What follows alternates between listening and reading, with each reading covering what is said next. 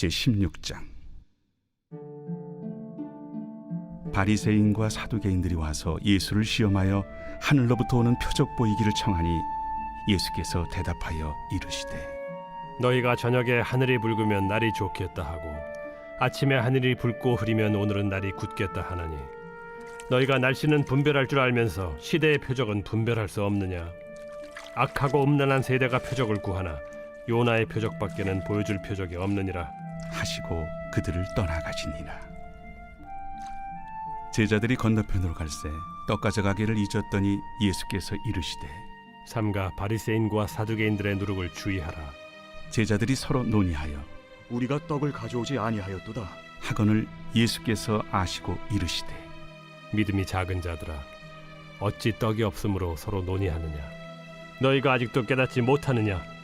떡 5개로 5,000명을 먹이고 주운 것이 몇 바구니며 떡 7개로 4,000명을 먹이고 주운 것이 몇 광주렸는지를 기억하지 못하느냐? 어찌 내 말한 것이 떡에 관함이 아닌 줄을 깨닫지 못하느냐?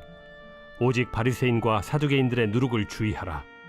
그제서야 제자들이 떡의 누룩이 아니요 바리새인과 사두개인들의 교훈을 삼가라고 말씀하신 줄을 깨달으니라. 우리는 주일마다 이대섭 담임 목사님을 통해서 빌립보서 말씀을 보고 있습니다. 빌립보서 2장 2절 말씀을 보면 바울은 빌립보 교회에게 마음을 같이하여 한 마음을 품으라고 말하고 있습니다. 담임 목사님께서 말씀하신 것처럼 한 마음을 품는 것도 중요하지만 어떤 마음으로 하나가 되느냐가 더 중요합니다.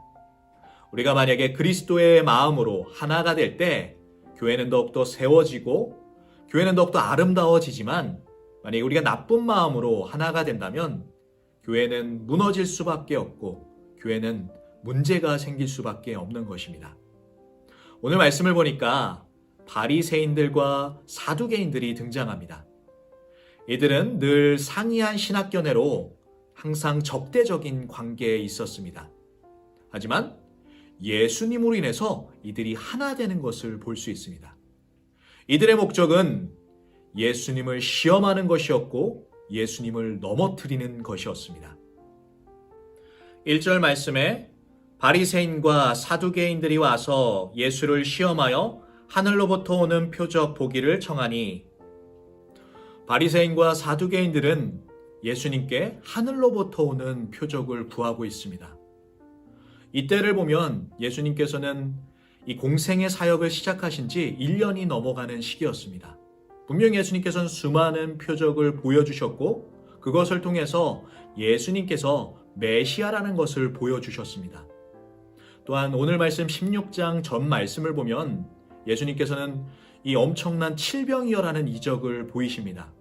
분명 바리새인들과 사두개인 또한 이것을 보았거나 이것을 들었을 것입니다. 그럼에도 불구하고 이들은 하늘로부터 오는 표적을 구하고 있습니다. 이 하늘로부터 오는 표적은 무엇일까요? 요한복음 6장 말씀을 보면 이들은 하늘로부터 모세가 만나를 받았던 것처럼 또한 여호수아가 하나님께 간구함으로 인해서 이 해와 달이 멈췄던 것처럼 엘리야가 갈멜산에서 850대 1로 싸워서 승리했던 것처럼 초자연적인 이 표적을 구하고 있는 것입니다. 이런 이들에게 예수님께서는 천기의 변화를 말씀하시고 또한 이 날씨의 변화를 너희들은 분별하면서 어떻게 이 세대의 표적을 분별하지 못하느냐라고 말씀하십니다. 분명 하나님께서 구약 선지자들을 통해서 말씀하셨던 것들을 예수님을 통해서 이루고 계시는 것을 보여주고 계신데 이들은 이들만의 놀라운 표적을 구하고 있는 것입니다. 이들의 속내는 사실 예수님의 표적과 그 유무와 상관없이 예수님을 무너뜨리는 것에 초점이 맞춰져 있었습니다. 예수님께서 그 표적을 보여주시면 우리가 믿겠습니다라는 것이 아니라 예수님의 권위를 무너뜨리는 것이 그들의 목적이었던 것입니다.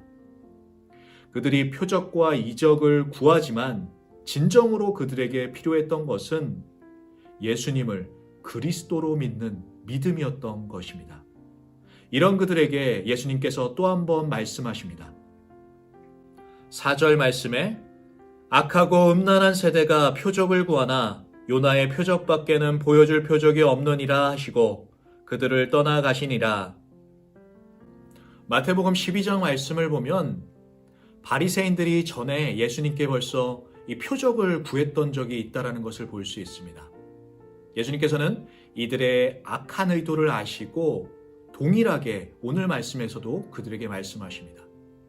너희들에게 보일 것은 요나의 표적밖에 없다라고 말씀하십니다. 여기서 말하고 있는 요나의 표적은 무엇일까요? 마태복음 12장 40절 말씀을 보면 요나가 밤낮 사흘 동안 큰 물고기 뱃속에서 있었던 것 같이 인자도 밤낮 사흘 동안 땅속에 있느니라.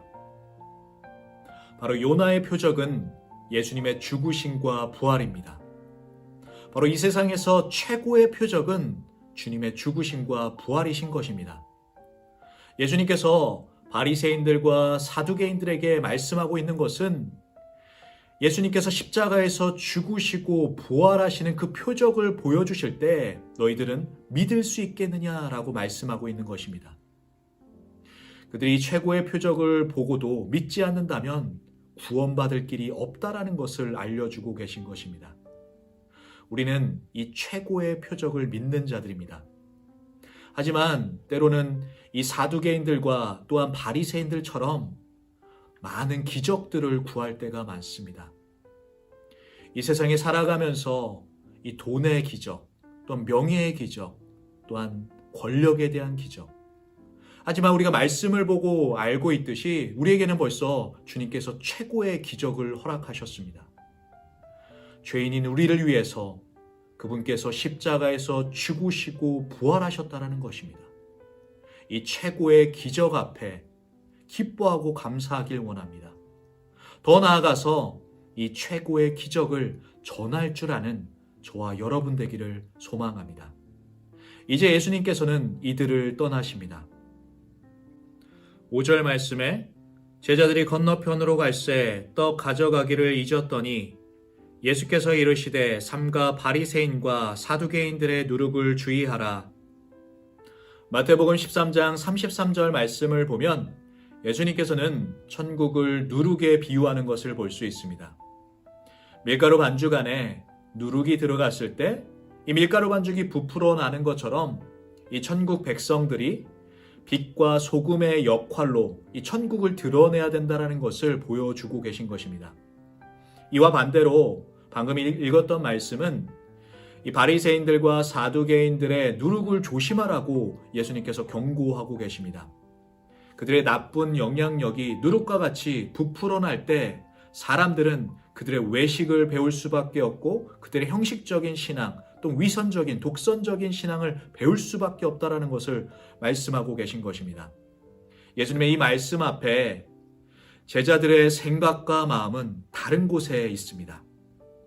7절 말씀에 제자들이 서로 논하여 이르되 우리가 떡을 가져오지 아니하였도다 하거늘.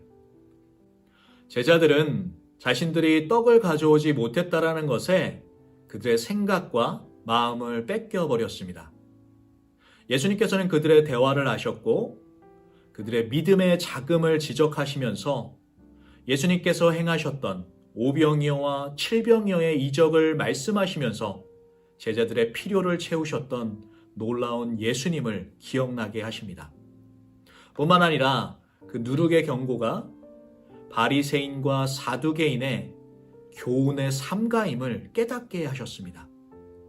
우리가 삶을 살아가면서 이 제자들의 모습처럼 우리의 생각과 마음을 우리의 필요에 다 뺏길 때가 있습니다. 하지만 제자들에게 이 오병이어와 칠병이어의 기적들을 말씀하셨던 것처럼 우리의 삶 가운데 예수님께서 우리의 필요를 채우셨던 그 놀라운 간증들이 있음을 고백하게 됩니다. 우리의 생각과 마음을 주님께 드리기를 원합니다. 우리가 온전히 주님께 있을 때 주님께서 우리를 돌보십니다. 우리의 삶 가운데 최고의 표적이신 주님만을 바라보며 주님께서 우리에게 행하신 그 감사한 일들을 함께 나눌 수 있는 저와 여러분 되기를 축복합니다.